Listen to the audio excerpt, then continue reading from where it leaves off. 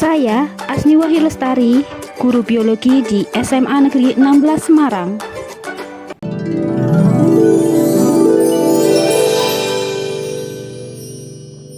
Assalamualaikum warahmatullahi wabarakatuh.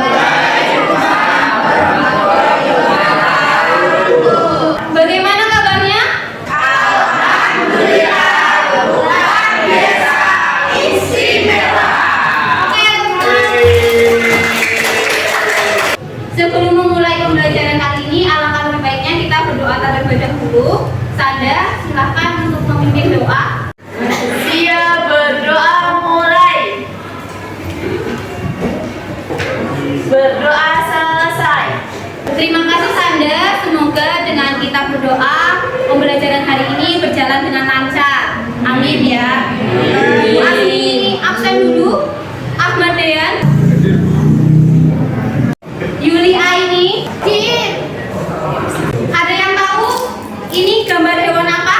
Orang utan. Ya, benar sekali, orang utan.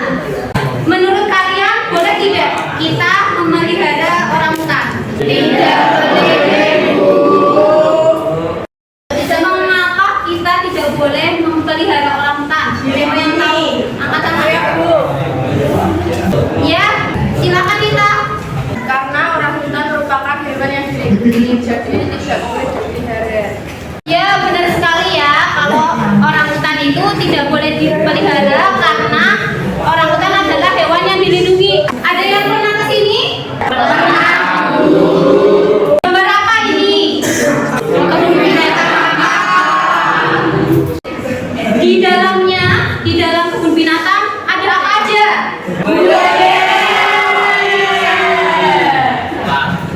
Siap, Nah, ternyata ada banyak sekali hewan di kebun binatang. Ada yang tahu nggak fungsi dari tempat kebun binatang? Buat rekreasi, Bu. Buat edukasi, Bu. Ya, benar sekali. Selain buat rekreasi, juga sebagai tempat edukasi. Selain itu, kebun binatang merupakan salah satu contoh upaya pelestarian secara ex situ.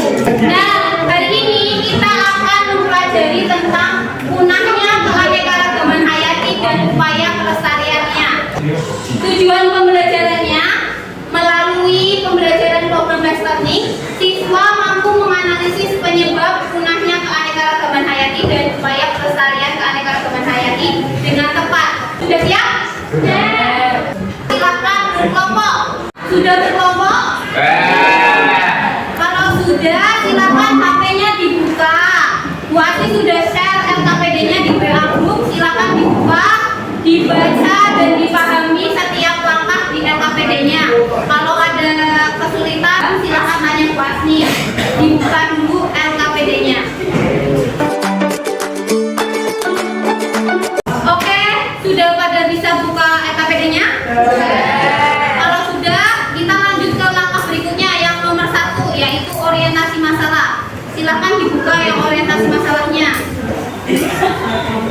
Nah, di orientasi masalah, silakan klik nomor sesuai nomor kelompoknya. Jadi kalau kalian kelompok 1, silakan klik nomor 1. Kalau kalian kelompok 2, silakan klik nomor 2 dan seterusnya. Ayo, silakan dibuka dulu sesuai nomor kelompoknya.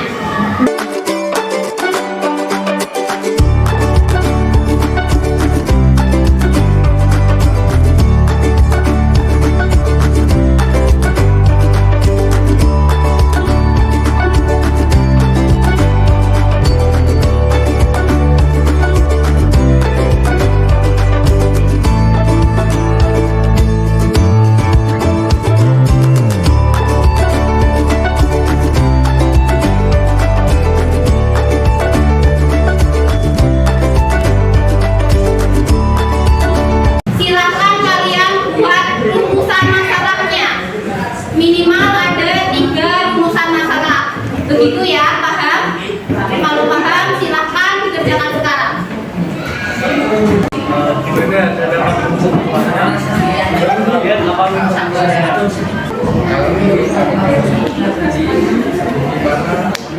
populasi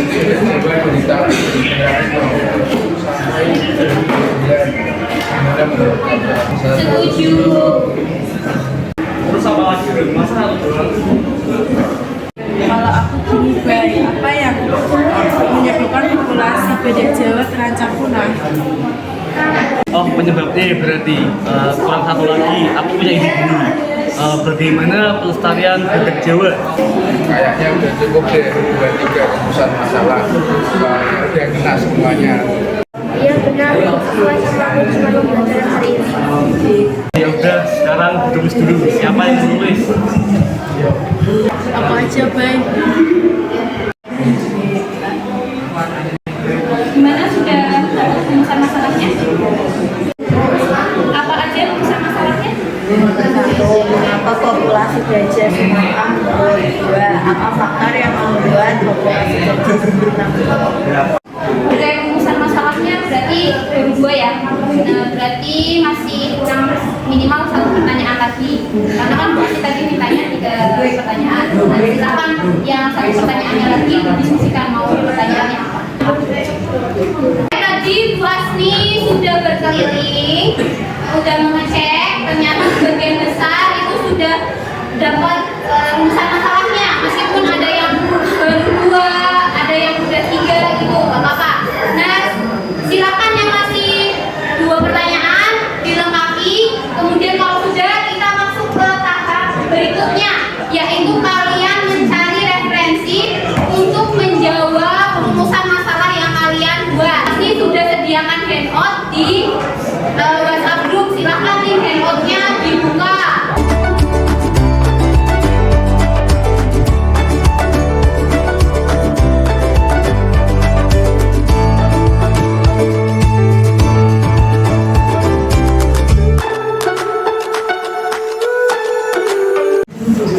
Oke, baik. Sudah dapat referensinya semua?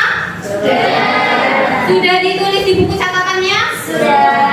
Oke, sudah ya. Tapi ternyata waktu pembelajaran kita hari ini sudah selesai. Nah, jadi kalian kembali ke tempat semula. Silakan kembali ke tempat semula. Oke, karena kita waktunya sudah selesai, jadi pembelajaran hari ini cukup sampai ke langkah yang ketiga, yaitu membimbing penyelidikan. Nah, pertemuan selanjutnya kita akan membuat hasil kerja. Nah, hari ini kita akan melanjutkan ke langkah yang berikutnya, yaitu mengenai mengembangkan hasil kerja. Nah, di mengembangkan hasil kerja, kalian akan membuat laporan sederhana. Jadi untuk formatnya, format laporan sederhana, yang pertama ada nama kelompok, yang kedua ada kelasnya, yang ketiga judul grafik, yang keempat rumusan masalah, yang kelima pembahasan, dan yang keenam kesimpulan, yang ketujuh daftar pustaka. Ada pertanyaan? Saya mau nanya Bu, Faiza, silakan mau tanya apa? yang daftar pustaka itu berapa ya Bu? Baik ya, jadi untuk daftar pustaka itu nanti kalian minimal membuat 3. Jadi kalian cari 3 sumber untuk daftar pustakanya. Ada pertanyaan lagi? Kalau tidak ada, silahkan langsung berkelompok dibuat laporan sederhananya. Baik Bu.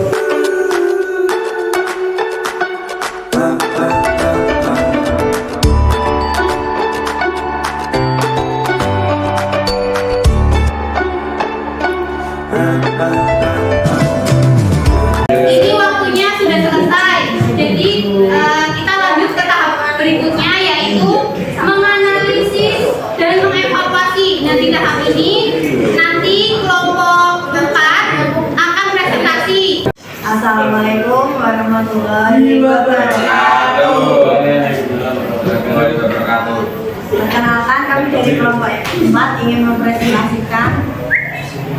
Silakan, nama saya Irmata Faiza.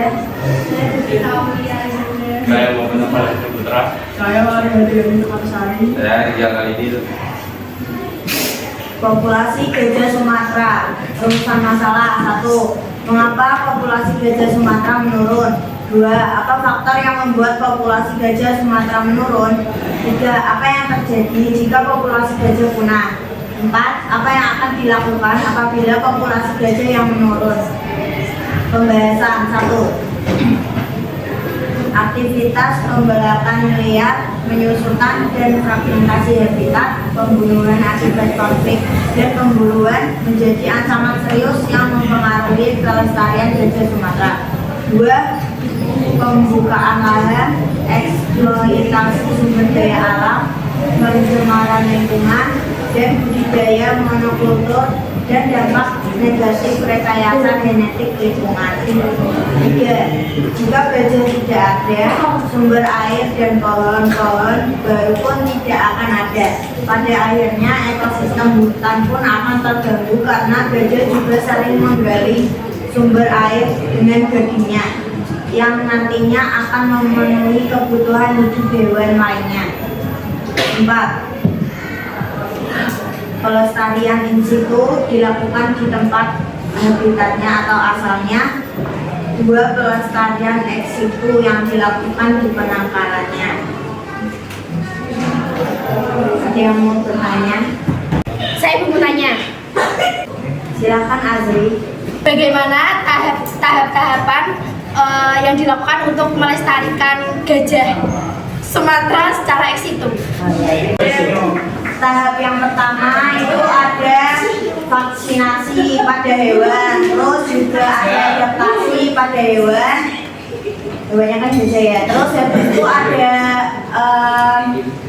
kayak tempatnya disesuaikan sama gajah. Biasanya kan dia besar ya, jadi tempatnya juga luas. Sekian dari kami. Mohon maaf jika ada kesalahan, mohon maaf jika tidak sempurna, karena yang sempurna hanya aku Rizky Febrian. Waalaikumsalam warahmatullahi wabarakatuh. Beri tepuk tangan untuk ngomong. Oke, jadi yang pertama yaitu mengenai penyebab punahnya keanekaragaman hayati, yaitu ada 2.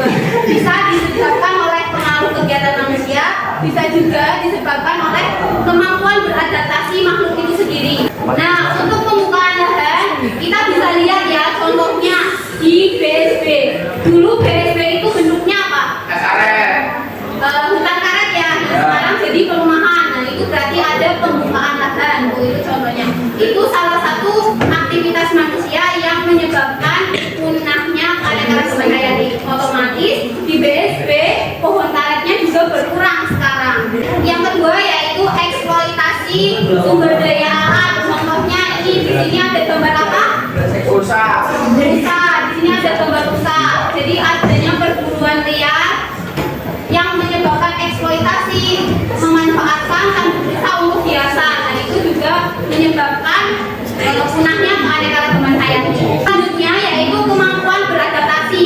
Nah, jadi pada individu itu ada kemampuan beradaptasinya. Jadi ada beberapa fauna dan flora yang memang adaptasinya rendah sehingga menyebabkan cepatnya punah suatu flora dan fauna itu sendiri. Nah, upaya pelestarian tadi kan kalian sudah disebutkan nih pas presentasi ada pelestarian in situ dan pelestarian ex situ. Untuk pelestarian in situ itu adalah pelestarian yang dilakukan di habitat aslinya. Jadi kalau kita ibaratkan kalian aslinya dari mana? Semarang. Nah, kan sekarang tinggalnya di mana? Semarang. Nah, karena kalian aslinya Semarang, tinggalnya Semarang, itu kan masih tempat yang sama, habitat yang sama. Nah, itu bisa analogikan sebagai pelestarian in situ. Di contohnya pelestarian in situ bisa ada cagar alam, suaka marga satwa dan taman nasional. Nah, selanjutnya yaitu pelestarian ex situ. Kalau pelestarian ex situ berarti kebalikannya dengan pelestarian in situ. Kalau pelestarian ex situ berarti pelestarian yang dilakukan di luar habitat aslinya. Tadi sudah dijelaskan oleh kelompok 4 ya. Nah, pelestarian ex situ bisa diibaratkan seperti Bu Asti. Bu Asti ini aslinya Tegal, tapi sekarang tinggalnya di Semarang. Dan berarti ada merantau. Nah, merantau ini bisa dianalogikan seperti pelestarian ex situ. Sampai di sini ada pertanyaan? Tidak ada ya. Saat ini waktunya kalian menyimpulkan. Jadi apa aja sih yang kita pelajari pada hari ini? Ada yang mau menyimpulkan? Saya Bu. Ya, silakan Pak Ida. Hari ini kami telah menganalisis grafik tentang populasi hewan dan juga upaya pelestariannya. Jadi kita udah belajar hari ini tuh belajar mengenai penyebab kepunahan, kemudian yang kedua yaitu upaya pelestariannya. Nah sekarang kita masuk ke uji pemahaman post-test. Silahkan dibuka HP-nya. Bu Asih sudah kirimkan link post-testnya. Silahkan dibuka, dikerjakan. Bu Asih kasih waktu 10 menit untuk mengerjakan.